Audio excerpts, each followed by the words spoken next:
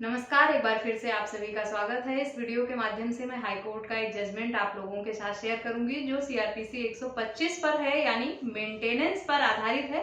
संबंधित मामले में पत्नी ने एक बार मेंटेनेंस की याचिका कोर्ट में लगाई थी जो खारिज हो गई थी। उसके कुछ समय पश्चात पत्नी ने दोबारा मेंटेनेंस की याचिका लगाई और इस बार भी उसे सेशन कोर्ट से भी मेंटेनेंस का आदेश नहीं हुआ। उसके बाद पत्नी हाई कोर्ट गई और हाई कोर्ट से उसे मेंटेनेंस देने का आदेश हो गया। डिटेल में इस वीडियो के माध्यम से जानेंगे पूरा मामला।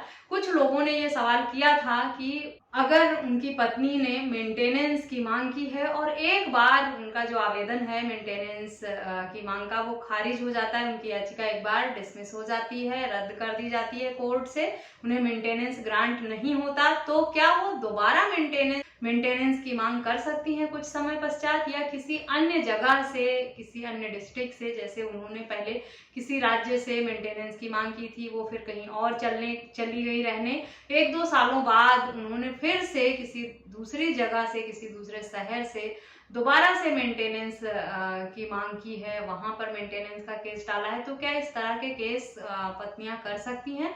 और ऐसे में क्या कोर्ट मेंटेनेंस देता है पत्नियों को, या एक बार याचिका अगर रद्द हो जाती है, मेंटेनेंस की डिसमिस हो जाती है, तो दोबारा सुनवाई योग्य नहीं रह जाती? इस वीडियो के माध्यम से आप लोगों द्वारा पूछे गए इस सवाल को मैं डिटेल में समझाऊंगी, तो पूरी जानकारी के लिए इस वीडियो को अंत तक जरूर देखें। अगर मेरे चैनल पर नए हैं या अब तक मेरे चैनल को सब्सक्राइब नहीं किया है तो प्लीज सब्सक्राइब करके बेल आइकन को जरूर प्रेस करें ताकि मेरे आने वाली सभी नई वीडियोस का नोटिफिकेशन आपको मिलता रहे। वैसे मेंटेनेंस के मामले में अगर एक बार पत्नी का आवेदन जो है वो खारिज हो जाता है मेंटेनेंस का कोर्ट से, तो दोबारा वो केस नहीं कर सकती हैं।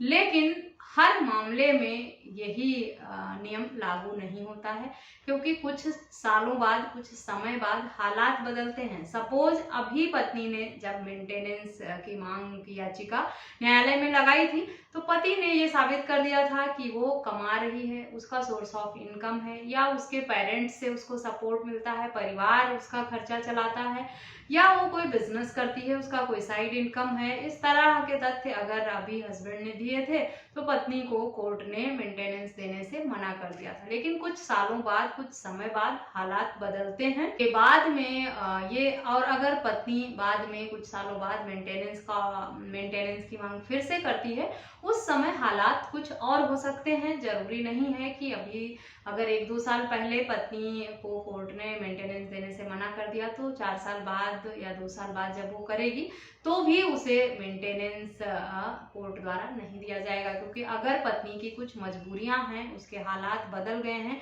उसकी अभी अर्निंग नहीं है कोई, या कोई सोर्स ऑफ इनकम नहीं है, कहीं से कोई सहयोग सपोर्ट नहीं है उस पर परिवार का, तो वो कहाँ जाएगी? जहां तक कि पत्नी मेंटेनेंस के मामले में, तो पत्नी तलाक के बाद भी मेंटेनेंस की मांग कर सकती है। तो फिर यहाँ पर भी इसी तरह का नियम लागू होगा कि अगर पत्नी 4 साल बाद, 2 साल बाद हालात बदलते हैं और वो फिर से अगर मेंटेनेंस की मांग करती है और कोर्ट ने सुनवाई किया और उसे लगा कि पत्नी को अभी रख रखाव की, भरण पोषण की जरूरत है, क्योंकि वो अब सक्षम नहीं है, तो हो सकता है दोबारा पत्नी को मेंटेनेंस का ऑर्डर कोर्ट द्वारा हो जाए, जैसा कि इस मामले में भी हुआ।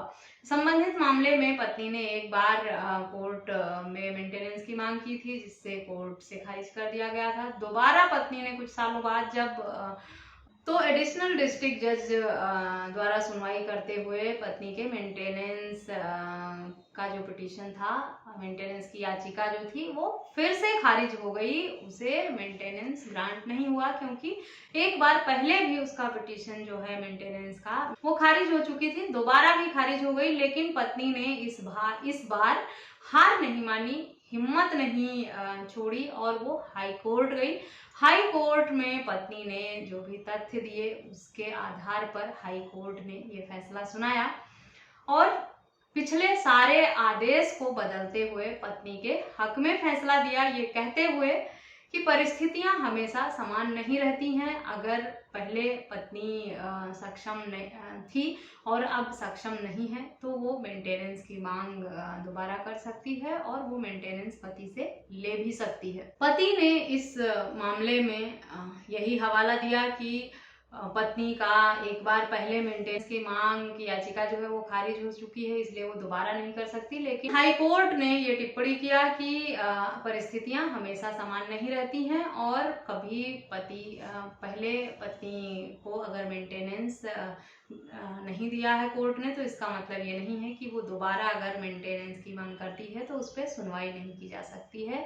पति की सारी दलीलें फेल हो गई और इस पत्नी के जो मेंटेनेंस की मांग की याचिका थी उसे हाई कोर्ट ने एक्सेप्ट कर लिया और पति को राहत नहीं मिला इस मामले में। तो बहुत सारे लोगों ने ये सवाल पूछा था कि कुछ लोगों की पत्नी ने मेंटेनेंस की मांग की है और उन्होंने मेंटेनेंस का जो आवेदन था उसे खारिज करा दिया है, रद्द करा दिया गया है और अब वो उन्हें मेंटेनेंस के केस में राहत मिल गई है। अब उन्हें पत्नी को मेंटेनेंस नहीं देना पड़ेगा। तो क्या उनकी पत्नी दोबारा मेंटेनेंस की मांग कर सकती है? इस जजमेंट को पढ़िए। जजमेंट का लिंक मैं वीडियो के डिस्क्रिप्शन बॉक्स में दे दूंगी, वहां से डाउनलोड करके आप पढ़ सकते हैं। और एक बात और, अगर आप लोग इंग्लिश में जजमेंट पढ़ने में आप लोगों को कुछ परेशानियों का सामना करना पड़ता है, आप हिंदी में जजमेंट चाहते हैं कोई भी, तो आप मुझे कमेंट करके वो भी मांग सकते हैं। मैं आपको जो भी judgement high court, supreme court के होते हैं उन्हें हिंदी में ट्रांसलेट करके भी दे दूंगी आपकी मदद के लिए, जिसे आप आसानी से पढ़कर समझ सकें। वैसे आप लोग भी चाहें तो ट्रांसलेटर की मदद से उसे ट्रांसलेट कर सकते हैं, लेकिन मेरे पास जो जजमेंट की कॉपी रहती है वो हिंदी और इंग्लिश दोनों भाषाओं में रहती है। तो अगर आप लोगों को हिंदी भाषा के जजमेंट होगी तो आप मुझे कमेंट करके या मैसेज करके जरूर बताएं। जो भी जजमेंट मेरे पास होते हैं उन्हें मैं आपके साथ जरूर शेयर करूंगी।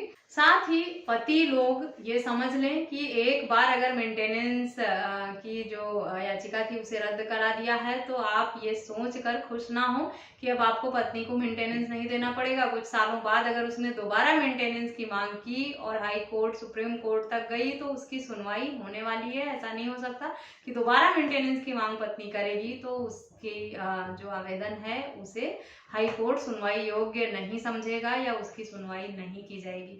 आशा करती हूँ ये जजमेंट भी आप लोगों के लिए बहुत यूजफुल होगा। इस तरह के किसी अन्य टॉपिक पर या संबंधित मामले में किसी भी तरह की जानकारी चाहते हैं तो मुझे ईमेल, व्हाट्सएप या कमेंट करके जरूर बताएं। मिलते हैं नेक्स्ट वीडियो में, तब तक के लिए थैंक यू एंड बाय।